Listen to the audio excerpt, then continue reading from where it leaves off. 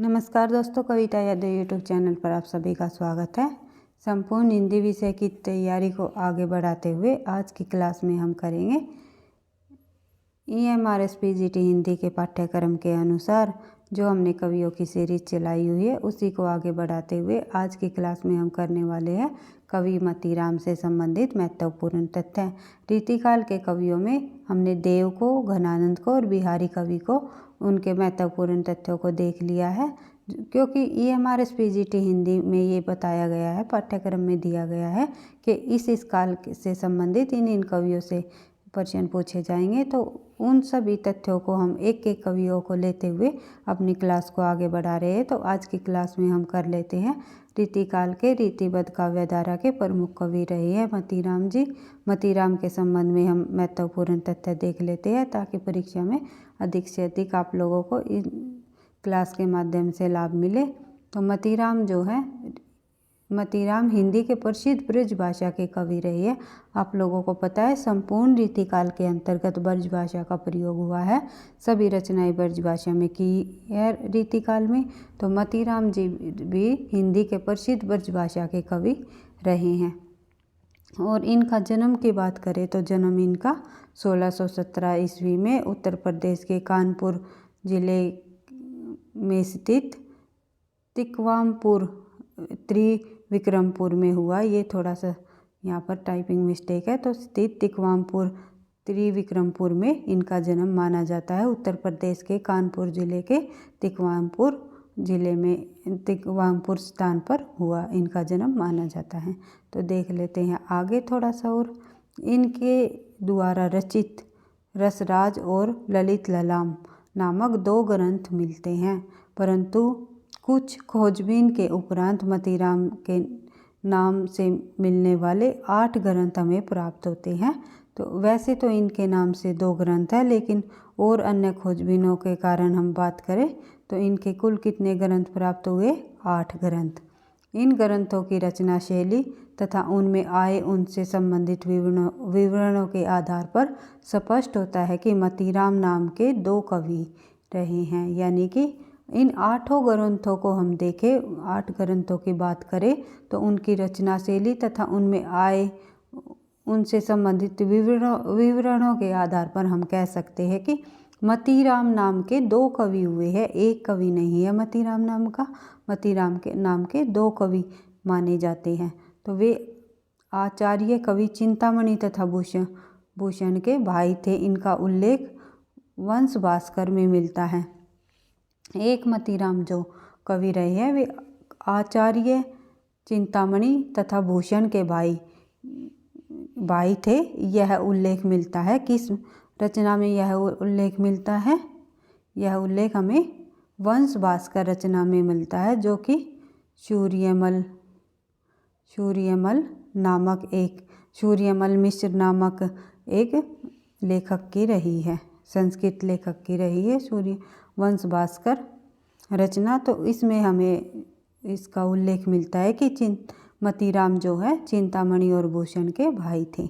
मतीराम का अधिकांश समय बूंदी दरबार में व्यतीत हुआ। वहाँ के हाड़ा राजाओं का वर्णन, चरित्र चित्रण उन्होंने बड़े प्रभावशाली ढंग से किया। तो जो मतीराम का जो अधिकांश समय कहाँ पर बीता? तो बूंदी दरबार में। बढ़ते हैं आगे। इसके अतिरिक्त गढ़वाल के परमार वंश के राजा फतेह शाह के दरबारी कवि के तौर पर भी मतीराम का नाम लिया जाता है, लेकिन वे संभवतः दूसरे मतीराम थे। एक मतीराम चिंतामणि भूषण के भाई बताया गया है, तो दूसरा मतीराम जो है गढ़वाल के परमार वंश के राजा फतेह शाह के दरबारी कवि के रूप में हमें मिलते हैं। तो ये जो दूसरे रहे हैं ये दूसरे मतीराम रहे हैं। और भूषण ने जो ललित ललाम से काव्य लक्षण ग्रहण किए हैं, भूषण ने जो अपनी रचनाएं लिखी है उसमें काव्य लक्षण जो ग्रहण किए हैं वे ललित ललाम रचना से किए हैं। ये तथ्य भी आपको ध्यान रखना है। तो मतीराम की जो रचनाएं हैं उनको हम देख लेते हैं। मतीराम की जो रचनाएं हैं, मतीराम फूल मंजरी, रसराज, ललित ललाम और सच्चाई के रचयिता रहे हैं। और संभवतः दूसरे मतीराम के ग्रंथ अगर हम बात करें तो अलंकार पंचशिखा, छंद सार पिंगल संग्रह, छंद सार पिंगल संग्रह यानी व्रत कौमुदी। कई बार परीक्षा में पूछ लिया जाता है कि व्रत कौमुदी का दूसरा नाम क्या है, या छंद सार पिंगल संग्रह जो मतीराम की रचना है उसका दूसरा नाम क्या है। तो व्रत कौमुदी रचना और छंद सार पिंगल एक ही रचना मानी जाती हैं। साहित्य सार और लक्षण श्रृंगार, इस प्रकार से दूसरे मतीराम की जो ये रचनाएं हैं, दोनों मतीरामों की रचनाएं प्रसिद्ध हुई है। दोनों मतीरामों से की रचनाओं से संबंधित प्रश्न पूछे जाते हैं। ये नहीं दिया जाता कि ये कि कौन से मतीराम की रचना है, इस प्रकार से प्रश्न नहीं पूछा जाता, पर ये दे दिया जाता है व्रत कौमुदी किसकी रचना है, तो हमें आंसर लगाना है मतीराम। बढ़ते हैं आगे। प्रथम कीर्ति फूलमंजरी में जो उन्होंने संवत 1668 के जहांगीर के लिए बनाई गई, इसी के आधार पर इनका संवत 1660 के आसपास माना जाता है। फूलमंजरी जो इनकी रचना है, फूलमंजरी में इन्होंने संवत 1678 में जहांगीर के लिए बनाई गई, इसी के आधार पर इसका जन्म, जो जहांगीर के लिए जो रचना बनाई गई थी फूलमंजरी लिखी गई थी 1678 में, इसी के आधार पर इनका जो जन्म है 1660 स्वीकार किया गया है। ये आपको ध्यान रखना है। बढ़ते हैं आगे। इसका दूसरा ग्रंथ रसराज इसकी प्रसिद्धि का मुख्य आधार है। जो रसराज जो ग्रंथ है मतीराम जी का जो रसराज ग्रंथ है, कहीं ना कहीं इस रसराज की तुलना बिहारी सतसई से भी की जाती है। ये आपको ध्यान रखना है, क्योंकि जो मतीराम का रसराज ग्रंथ है वो इतना प्रसिद्ध हुआ है कि इसकी प्रसिद्धि का, मतीराम की प्रसिद्धि का मुख्य आधार ही रसराज रचना मानी जाती है। तो रसराज जो रचना है उसका रचना काल रहा है 1690, संवत 1690 1700 के मध्य माना जाता है। 1690 और 1700 के मध्य जो रचना काल का समय माना जाता है। बच्चन सिंह के अनुसार रसराज इनकी प्रथम रचना है। वैसे इनकी कौन सी प्रथम रचना है? फूलमंजरी। लेकिन बच्चन जी के अनुसार पूछ लिया जाए तो रसराज जो मतीराम जी की प्रथम रचना मानी जाती है। यह श्रृंगार रस और नायिका भेद पर आधारित ग्रंथ है। जिस प्रकार से बिहारी सतसई जो रचना है बिहारी जी की श्रृंगार रस और नायिका भेद से संबंधित रचना रही है, उसी प्रकार मतीराम की जो रसराज रचना है वह भी श्रृंगार रस और नायिका भेद से संबंधित रचना है।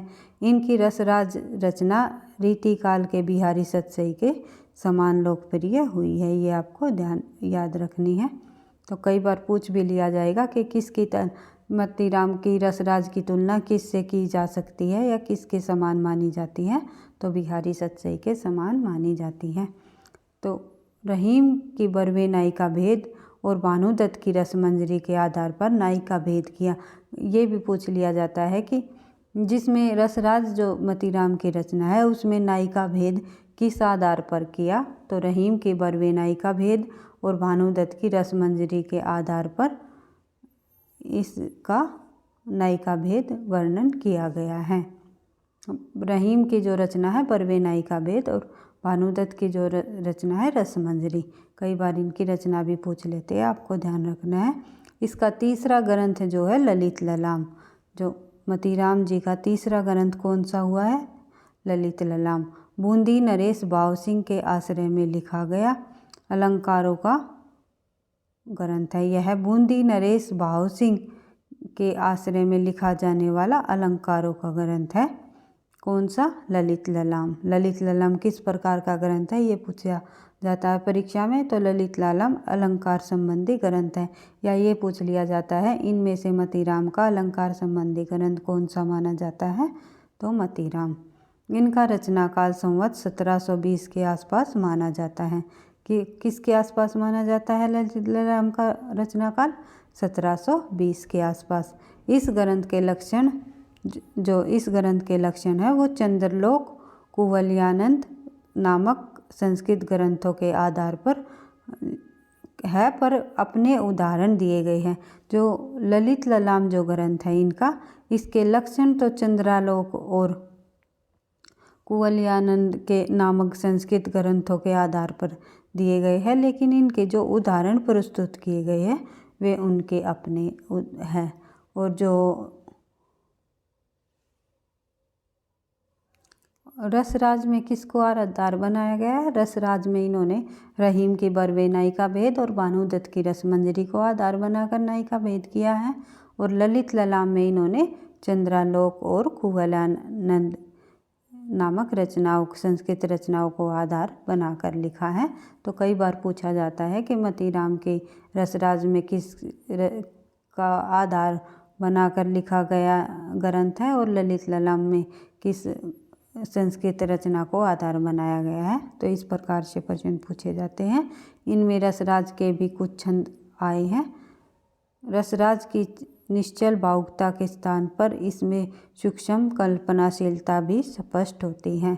मतीराम की जो अंतिम रचना मानी जाती है वो है सतसई। सतसई रचना मतीराम की अंतिम रचना मानी जाती है। यह संकलन 1740 के आसपास बिहारी सतसई के उपरांत किया जान पड़ता है। अधिकांश विषय भी इनके श्रृंगार और नीति संबंधी रही हैं। तो अब बात कर लेते हैं मतीराम पर लिखे गए ग्रंथ। कई विद्वानों ने मतीराम पर कई ग्रंथ लिखे हैं। किस विद्वान ने मतीराम के संबंध में किस प्रकार का कौन से नाम का ग्रंथ लिखा गया है, परीक्षा में पूछे जाते हैं इन ग्रंथों के नाम के ये किसके द्वारा लिखे गए हैं और किस लेखक पर आधारित है। तो देख लेते हैं। सबसे पहले मिश्र बंधु। मिश्र बंधुओं का जो ग्रंथ है वो है हिंदी नवरत्न। हिंदी नवरत्न ग्रंथ लिखा मिश्र बंधुओं ने। मिश्र बंधु 3 भाई रहे हैं, श्याम बिहारी, सुखदेव बिहारी और गणेश बिहारी। कई बार पूछ लिया जाता है श्याम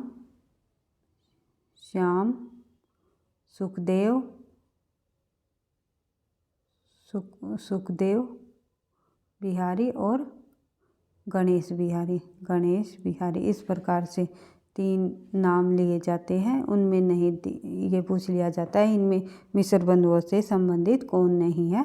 तो कृष्ण बिहारी अगर चौथा नाम दे दिया जाए तो वो नहीं है।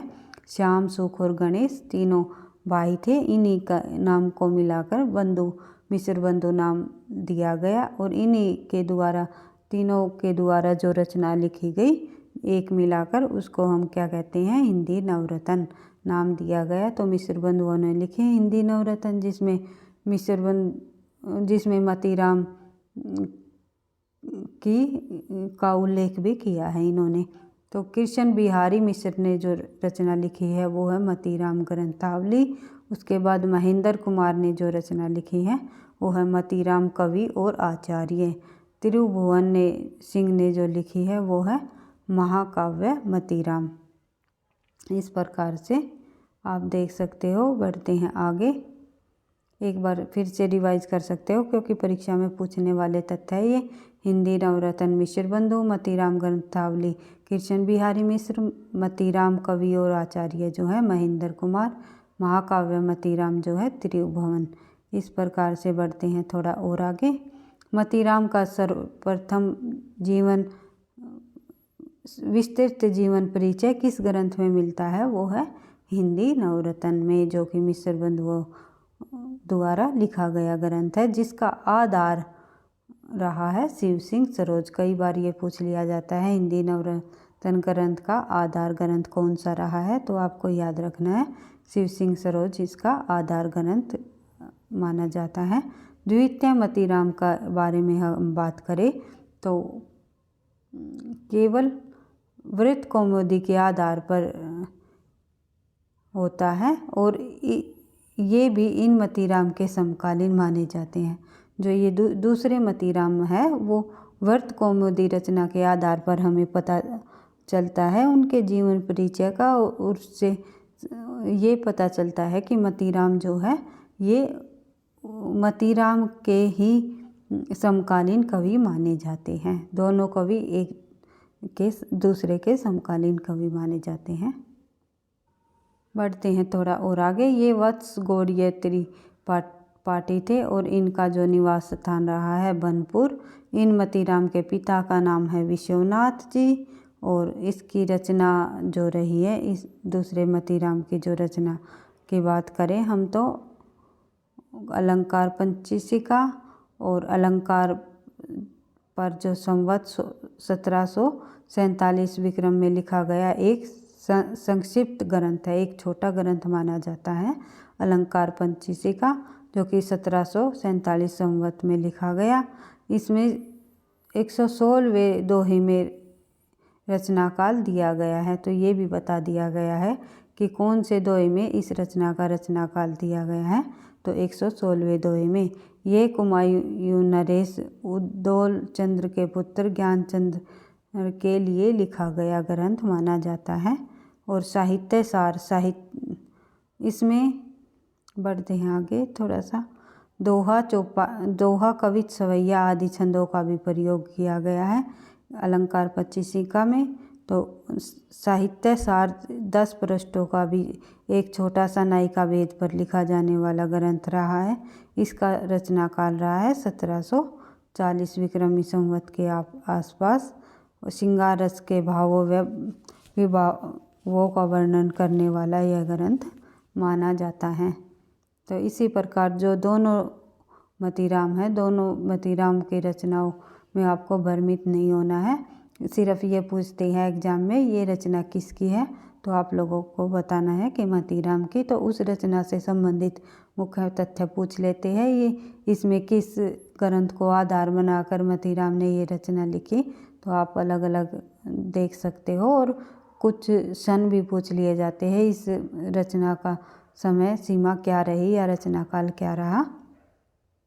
इस प्रकार हम धीरे धीरे और थोड़ा सा जल्दी सिलेबस को आगे बढ़ाते हुए कंप्लीट करने की कोशिश करेंगे। तो थोड़ा लंबी क्लास भी हो सकती है और एक दिन में 2 क्लास भी हो सकती है। तो पढ़ते रहना, आगे बढ़ते रहना। वीडियो अच्छी लगी तो लाइक करना, दोस्तों के साथ शेयर करना। चैनल पर पहली बार हो तो सब्सक्राइब कर लेना, ताकि हर रोज़ आपको हिंदी से संबंधित एक क्लास मिलती रहे और उनका नोटिफिकेशन आपके पास आता रहे। थैंक यू, धन्यवाद।